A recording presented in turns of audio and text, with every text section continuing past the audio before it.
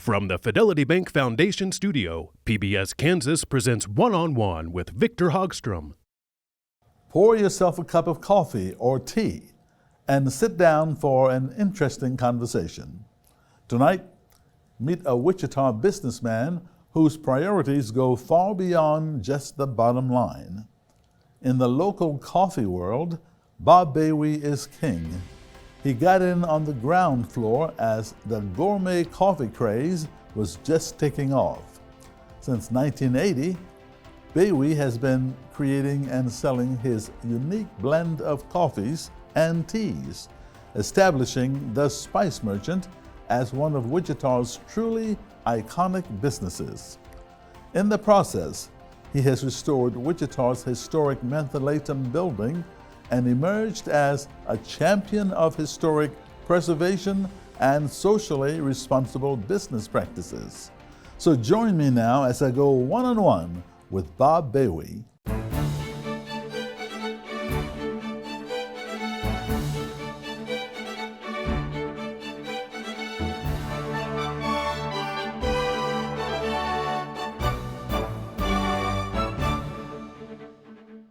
And welcome to One-on-One. I'm Victor Hogstrom, and I'm so delighted to be joined by a man who helps keep Wichita awake and alert. Bob Boewe is here with us, and thank you so much for joining us. Thank you for the invitation. When people think Bob Boewe, they think the Spice Merchant, they think coffee, they think gourmet coffee. How did you decide to get into the coffee business? I've always been kind of a foodie. Mom was always running me out of the kitchen. We had moved back to Wichita from a job I'd had in Arkansas, and I worked for the city for a little while for I think it's called Community Action Program, and just got tired of the continual funding issues and said, okay, I'm done with this. And if you said that, what do you expect us to say at PBS Kansas? The funding issues. Well, but you guys are really good at it. Oh, well, okay. Well, thank you. Go ahead. Anyway, good fortune is that I'd go to St. Louis University to get my master's degree in social work. And St. Louis is one of those wonderful cities with a lot of ethnic communities still intact.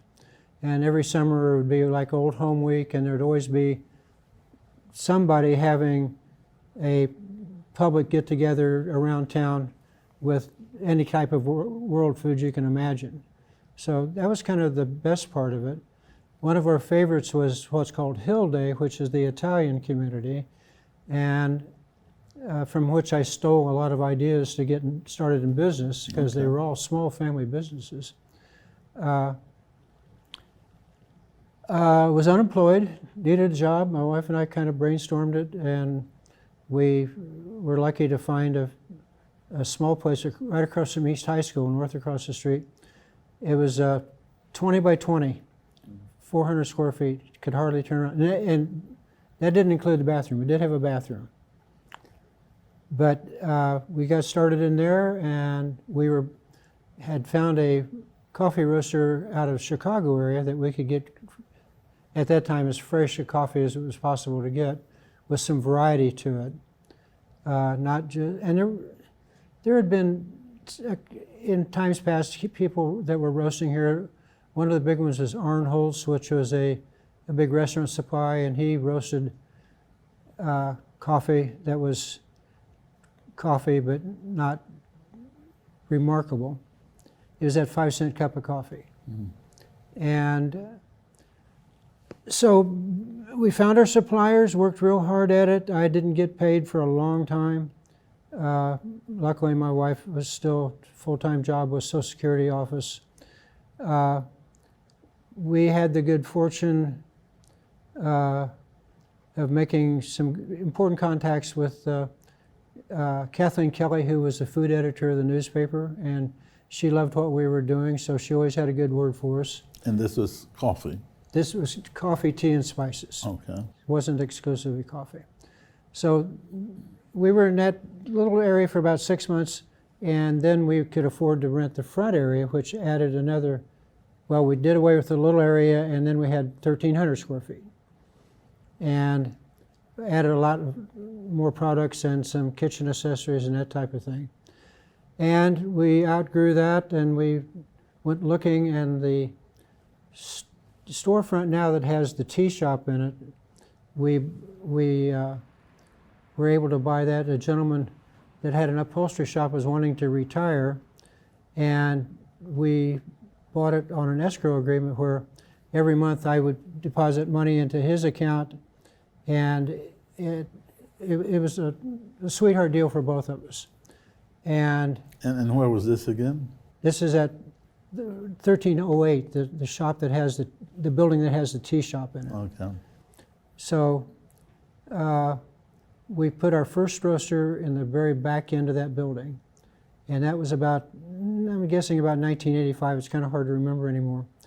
But started roasting coffee, and it was a big hit because we had a lot of choices and strictly doing quality product and everything.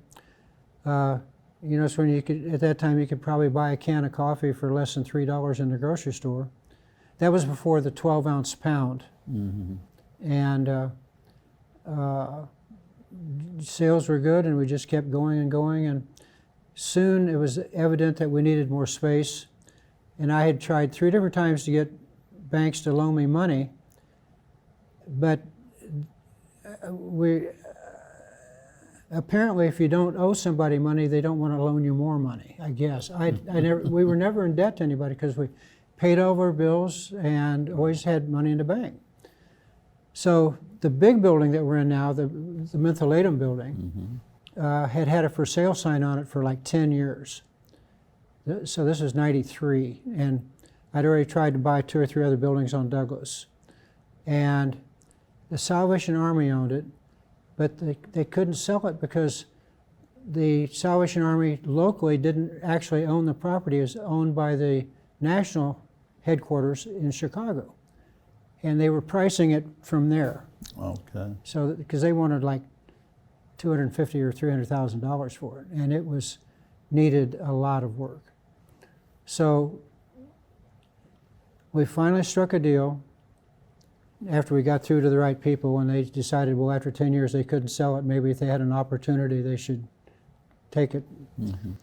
So we signed the contract the first week of November 1993 and left that weekend to go to Costa Rica for 10 days. And we didn't know if we had a deal or not for sure.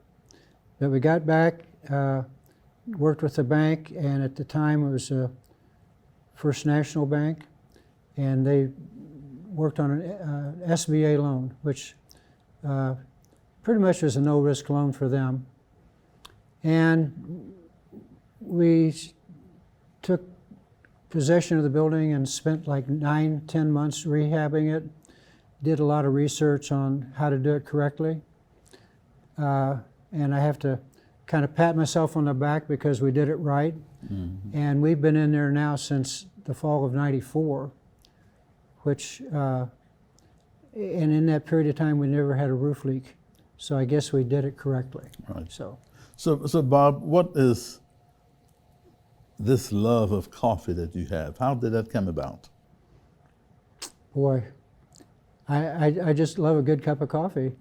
And when you have the opportunity to do it correctly and be in charge of the output. So we are now on our 4th coffee roaster. So what's the lifespan of one of those? Well, we made a couple mistakes in buying one that we thought was state-of-the-art technology, and it wasn't. The little red one that's in the store now, it's our backup. That one originally set, if you're in the store, there's a big overhead canopy to collect the heat, and the little red one set there, and we roast thousands and thousands of pounds of coffee in that one. Then we put in a one that was more advanced, we hoped, and it moved out. And now we put in the new one, the Loring, which is really state of the art. And it was a very expensive operation.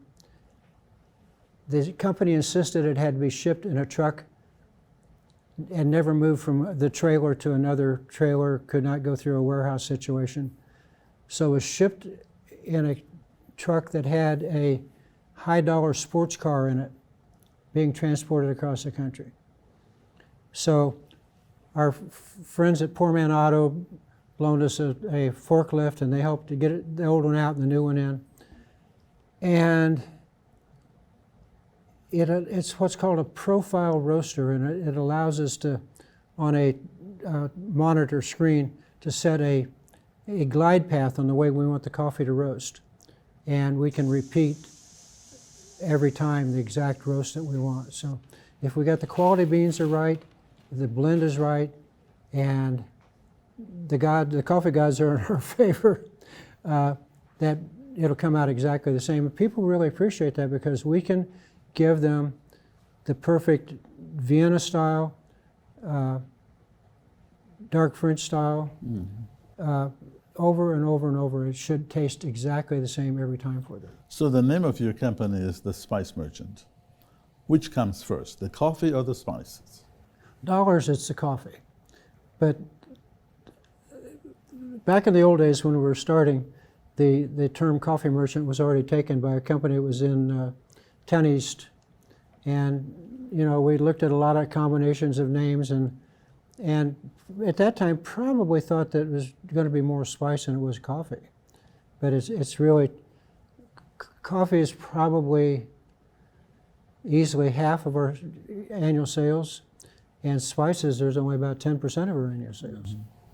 So you grew up in Wichita. What's your favorite or your fondest childhood memories of Wichita as you're growing up? Oh, geez. Probably that we lived, Dad moved us here in '49 to go to work for Boeing, and we lived in Plainview for a long time. And then there was a new development over at Mount Vernon and Woodlawn, and it was builders.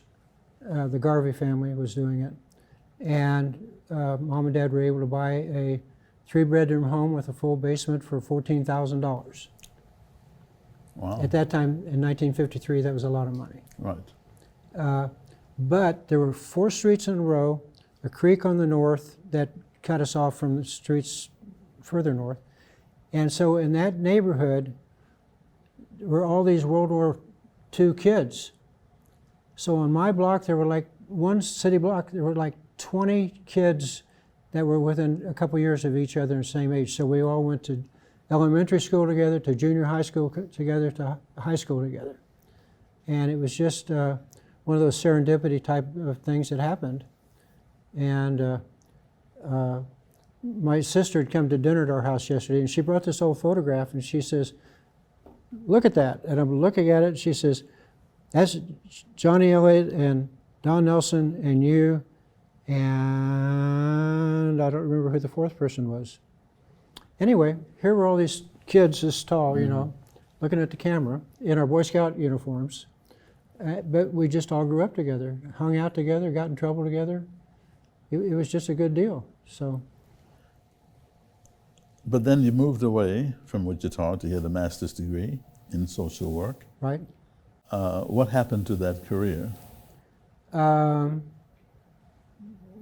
sometimes you make choices don't always turn out the way you expect.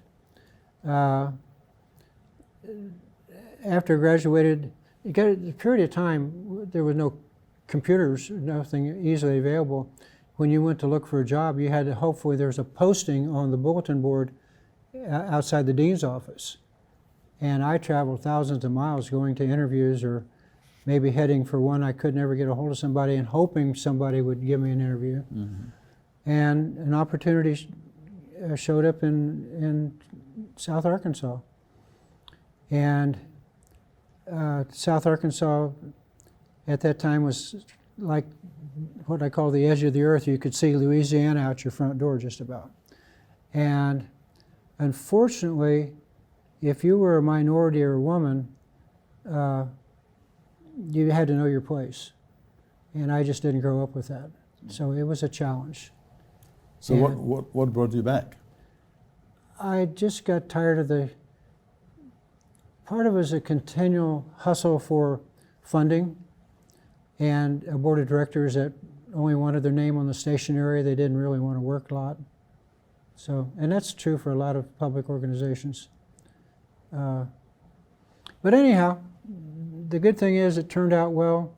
We have a going business. We're open 6 days a week. We have 25 full-time employees on our staff.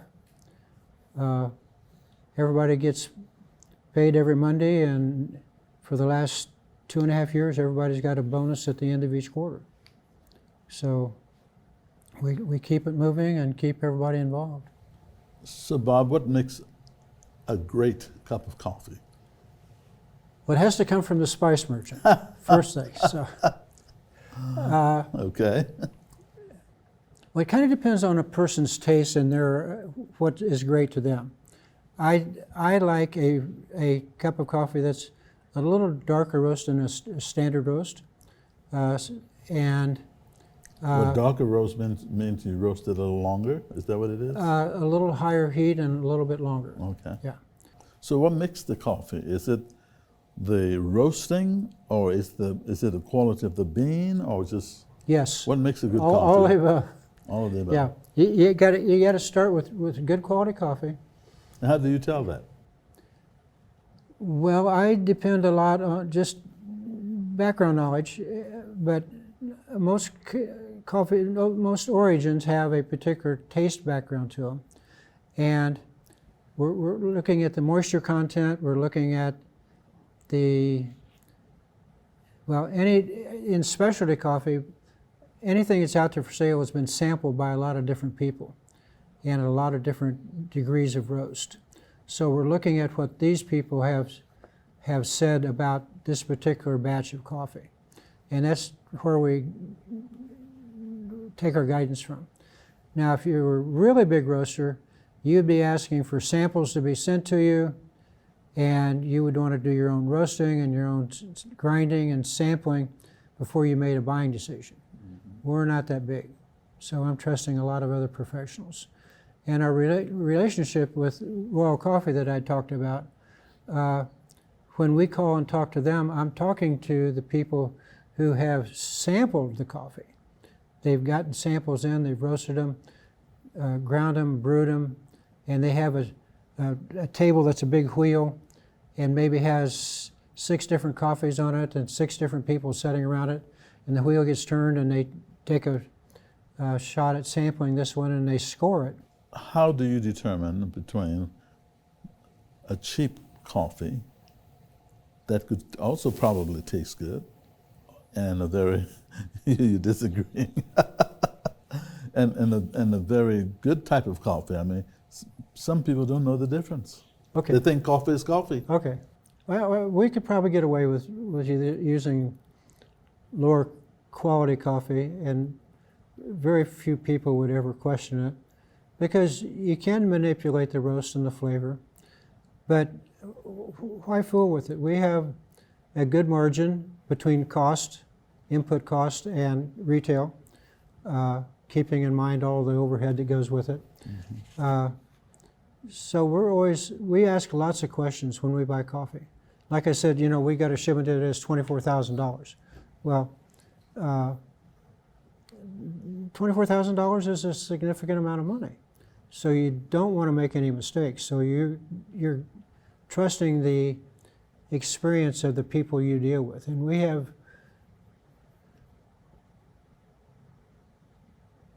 essentially only 2 importers that we really deal with a lot.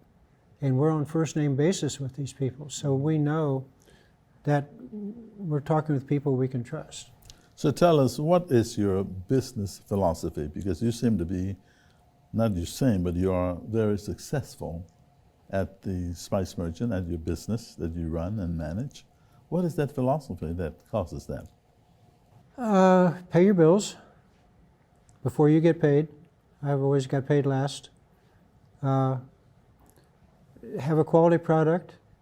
I think that the community output or community input and the things that we can do to help different organizations in the community.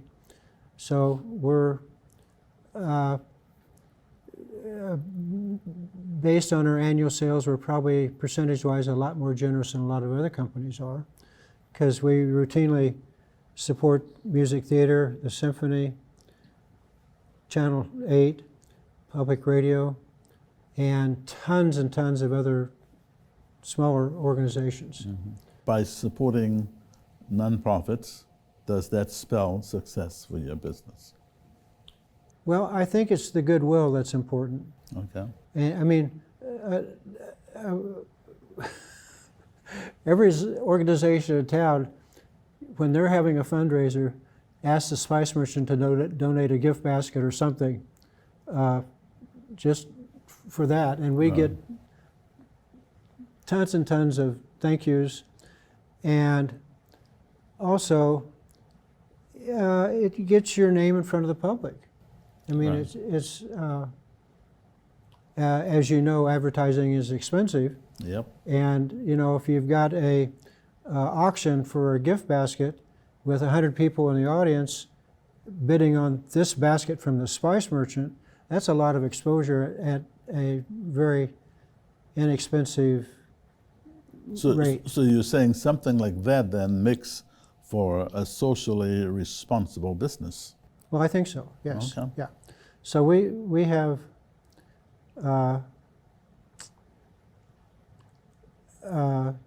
two or three pet projects that we get involved in.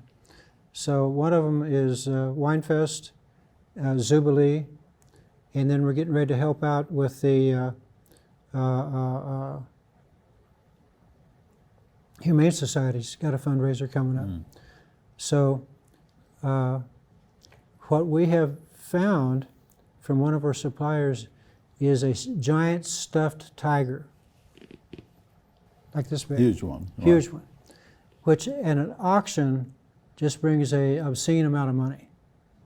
And so they all want that. So I just ordered 4 more the other day, just so we'll have them in stock for these different organizations, because I don't want to say it's easy money, but it's something that they wouldn't just go buy at a gift shop for someplace. Right. And they're going to give it to their kid or their girlfriend or whatever. And it's just one of those things that works. Right. So anyway, we try to support as many organizations as we can. There's very few we don't, unless politically or socially it's something that I'm not in favor of, and there's Right. who maybe You have to make that they may be determination. forgotten. Right. So how challenging is it for locally owned businesses to compete against the national chains? Well, you got to know your community, and hopefully you know it better than the national chains do, even though they can hire a lot of research and that type of thing. Gee whiz, I think that you've got to be out there meeting people and talking to people, and don't be bashful about saying we've got this amazing product. And this amazing product is what pays the bills that allows us to help support your organization. In your opinion, Bob, how could the business climate be improved in Wichita? Well, I'm kind of removed from the business climate. But you're in business. I'm in business, but I'm not in business with a lot of other businesses. So two of our best businesses that we do business with is Cessna and Beechcraft, who buy our coffee for their delivery center. So we know that our coffee is probably traveling along with one of those planes that just left the runway. I had a couple guys in who were test pilots for Cessna, And they said, we were just drinking your coffee in Costa Rica yesterday. And I said, what? Oh, we had a test flight and we made a big vacuum pot of your coffee to take with us on the flight. So. But talking about that, you also ship internationally and across the country. Across the country. We do some to APOs and military bases. Yeah, we've been at this long enough that if it's Old Home Week, people who have moved away from town, they're coming back to visit their relatives, they come visit Nifty Nut House and the Spice Merchant. Okay. So, and there's a pathway between the two of them. Right. And we hear this all the time. Oh, I'm just back to visit my grandma and granddad or whatever. And they bring their kids. And so the next time, it just keeps rolling along. And we have a lot of very loyal customers that have never been to our store, but they've found us online. Mm-hmm. And Deanna, that takes care of my mail orders, is just a sweetheart. And you know, as a business person, you know, there's always a downside, and you can't be afraid that you can't be everything to everybody. And if they're an old grunch, I don't need that in my life, and I will tell them I don't need it. Right. Yeah. So my final question, with your business experience, your success that you have, what's your philosophy of life? Get up early, go to work every day. I'm 80 years old this year, and You don't look it. Well, I'm preserved with caffeine. When I grow up, I want to be just like you. Okay, well, you're gonna have to get a bigger mustache. So. Okay, I will start growing that. You know, I don't know. I get up every day and go to work, and there's some days that I just soon work in the yard, but and my people, or my employees or staff, they don't have to have me to do their job. They know how to do their job. Right. I may get a phone call or something or another, but and one of the rewards, you know, you want to get rewarded if you're working hard in business. So this last couple of years, my wife and I have been able to do a little more traveling, and I can be gone for 3 weeks and not be worried about anything, because That's I know a good staff. I know that they'll take care of everything. Right. And talking about support, Bob, you're a great supporter of PBS Kansas, and we want to thank you for that too.